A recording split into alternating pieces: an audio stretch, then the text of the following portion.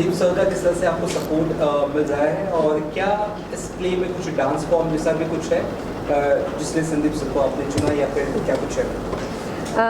Sandeep sir को मैंने इसलिए चुना क्योंकि मैंने संदीप सर द इंसान को चुना, संदीप सर द परफॉर्मर को चुना, संदीप सर द डांसर उसके बाद चुना, ठीक है। क्योंकि संदीप सर इस इशू के साथ में, Sandeep and I have been working for a very long time, for many years, और सिर्फ परफॉर्मेंस के थ्रू नहीं, चाहे वो हमने 500 स्ट्रीट कनेक्टेड चिल्ड्रन के साथ में वर्कशॉप्स करी थी जिसमें संदीप सर बिल्कुल आए, जुड़े, 500 बच्चों को उन्होंने डांस सिखाया, 5 दिन तक डांस सिखाया, उनके साथ उठे बैठे खेले, उसी थाली में खाना खाया, उनके साथ पानी पिया, मतलब बिल्कुल जैसे बोलते हैं ना, उनको अपना बना के रखा।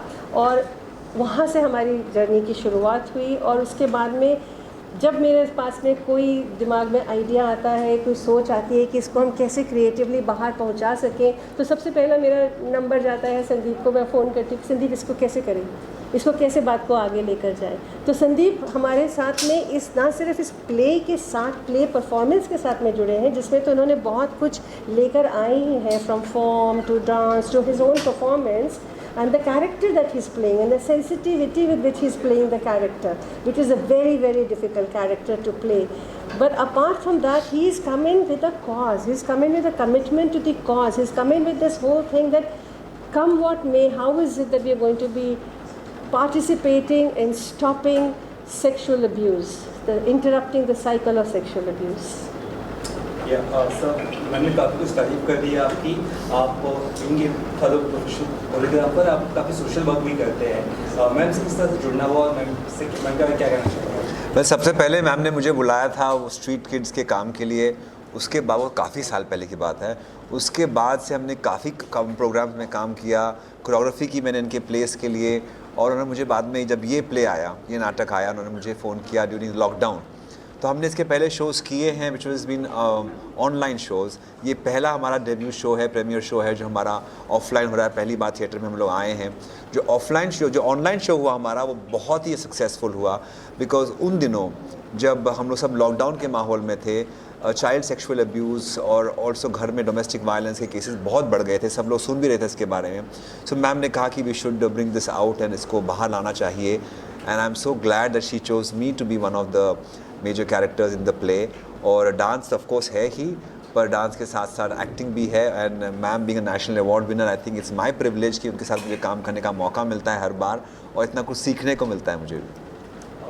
संदीप सर, डांस भी एक बहुत बड़ा मीडियम है, एक स्टोरी, एक प्रॉब्लम को, स्पेशली जैसे ये मैम का साक्षी जो एनजीओ लेडीज की प्रॉब्लम्स को भी बताने का, डांस एक अच्छा आर्ट है, क्या लगता है आपको? बिल्कुल, डांस जो है उसकी कोई भाषा नहीं होती, ना हिंदी में होता है ना इंग्लिश में होता है। डांस की अपनी ही एक अलग लैंग्वेज होती है जो हर किसी को समझ में आती है, तो वही खासियत है डांस की। और डांसर एक ऐसा मीडियम है, एक ऐसा माध्यम है जो आपको मैसेजेस बताता है। हम लोग एक खिड़की हैं, सोसाइटी की खिड़की बोलते हैं ना, हम एज डांसर वो खिड़की हैं जो सोसाइटी में क्या हो रहा है वो दिखाते हैं, वो दर्शाते हैं। तो हमारे डांस के माध्यम से, गाने के माध्यम से, म्यूज़िक के माध्यम से, एक्टिंग के माध्यम से, नाच गाने के माध्यम से जो हो रहा है हमारी सोसाइटी में चारों तरफ, वो सब हम लोग लेकर के बाहर आते हैं। और आज का नाटक घट घट में पंछी बोलता है, यही बात दर्शाता है, डांस के थ्रू भी और एक्टिंग के थ्रू भी, गाने के थ्रू भी, कि किस तरह से हम लोगों में जो अंदर की भावनाएँ होती हैं, वो अच्छी हों बुरी हों, डिफरेंट फीलिंग्स होती हैं, वो सब जो भी हो हमें बोलना चाहिए, या अपने आप से बोलें। उसके सब इम्पोर्टेंट ये भी है कि आप अपने प्रियजनों से बोलें, उनसे बात करें, कन्फाइड करें जो भी आपके साथ हो रहा है, अच्छा या बुरा जो भी आपके साथ में हो रहा है। आज के ज़माने में ऐसा हो गया है, फेसबुक का ज़माना है, इंस्टाग्राम का ज़माना है, हम लोगों से बात नहीं करते, हम केवल प्रोफाइल्स चेक करते रह जाते हैं और अपने मन की बात नहीं बोल पाते। तो अगर आपका कोई दोस्त है, अगर आपके घर वाले हैं जो सुनते हैं, या घर वाले ना सुनते हो तो बाहर कोई सुनता होगा, ये तो NGOs हैं साक्षी जैसी सुनती हैं, आप उनके पास जाइए और बात करिए, क्योंकि जो भी प्रॉब्लम हो रही हो उसका सोल्यूशन मिलना ही चाहिए, उसका एक्सेप्टेंस मिलना चाहिए। मैम, बात करते हैं डोमेस्टिक वायलेंस की, मेंटली जो इश्यूज़ है स्पेशली महिलाओं के, जहाँ पे mentally they are not that good, उन्हें शादीशुदा सिचुएशन में, उनके लिए क्या मैसेज रहेगा, स्पेशली जो शादी के बाद जो लेडीज़ लोगों को प्रॉब्लम्स होते हैं, डोमेस्टिक वायलेंस होता है, उसके बारे में ज़रा आप वो कैसे आपसे जुड़ सकते हैं? बहुत तरीके हैं हमारे साथ में जुड़ने के लिए, सिर्फ उन्हीं लोगों को नहीं जो ट्रॉमा से गुज़र रहे हैं, जो तकलीफ़ों से गुज़र रहे हैं, बल्कि सभी को, मैन वेमेन अदर्स, सभी को जुड़ के जब तक हम लोग कलेक्टिव एक्शन नहीं करेंगे, जब तक हम लोग कलेक्टिव रिस्पॉन्सिबिलिटी नहीं लेंगे, जब तक हम लोग कलेक्टिव अकाउंटेबिलिटी नहीं लेंगे, तब तक यहाँ पे कुछ बदलने वाला नहीं है। तो ये सिर्फ महिलाओं के लिए नहीं है, ये सिर्फ बच्चों के लिए नहीं है, ये सभी के लिए है, ये इंसानों के लिए है कि हम लोग अगर सब लोग जुड़कर एक बात को मान लें, डू नो हार्म। हमारा एक दूसरे के साथ में रहने का, जीने का तरीका है डू नो हार्म। और कैसे हम अपनी एवरीडे लाइफ में इक्विटी को प्रैक्टिस कर सकते हैं, बस छोटी सी बात है, respect, dignity and boundaries. Thank you sir. एक सवाल पूछना चाहूँगा जी कि कुछ लोग को रिलैक्स 1 साल बाद होता है, 2 साल बाद होता है, जी। जैसे उनके साथ कुछ अत्याचार हो जाता है जी और 1 साल के बाद या 2 साल के बाद वो कंप्लेन करते हैं, पुलिस का ये बोलना होता है कि एक इतने साल के बाद आपने कंप्लेन क्यों की? जी तो उनसे जब वो बात की तो मुझे मालूम ये पड़ा कि उनको स्टार्ट में रियलाइज नहीं हुआ, बिल्कुल उनको 1 साल के बाद रियलाइज हुआ कि दोषी मैं नहीं, दोषी वो। जी। तो ये जो चुप्पी वाली जो मैटर आपने बोला था, ये चुप्पी वाला उनको कैसे जल्दी रियलाइज हो, ऐसा कुछ क्या करना चाहिए ये जल्दी रियलाइज हो? इसी मुहिम को हम चला रहे हैं। हमारे संस्था के थ्रू हम लोग का टारगेट है 40 लाख यूथ तक पहुंचना, 18 से 22-25 साल की उम्र के युवा वर्ग तक पहुंचना और उनके साथ में बात करना, उन्हें समझाना, उन्हें बुझाना कि हमें चुप रहने की आवश्यकता नहीं है, हम बात कर सकते हैं। और बात इस मुकाम तक पहुंच जाए कि आप लोग बोले ये वायलेंस है, वहाँ पहुंचने से पहले ही इसे रोका जा सकता है, वहाँ पहुंचने से पहले इसे बदला जा सकता है। जैसे जस्टिस वर्मा ने कहा था अपनी जस्टिस वर्मा रिपोर्ट में कि अगर हम ओगलिंग समझते, स्टेयरिंग, रोड ताकना, अगर हम ताड़ना बंद कर दें, अगर हम ताड़ना रोक दें तो रेप रुक जाएगा। ठीक है, तो शुरुआत हमारे को वहाँ छोटी सी बातों से करना है ताकि वो बड़ी बातों तक ना पहुँच पाए।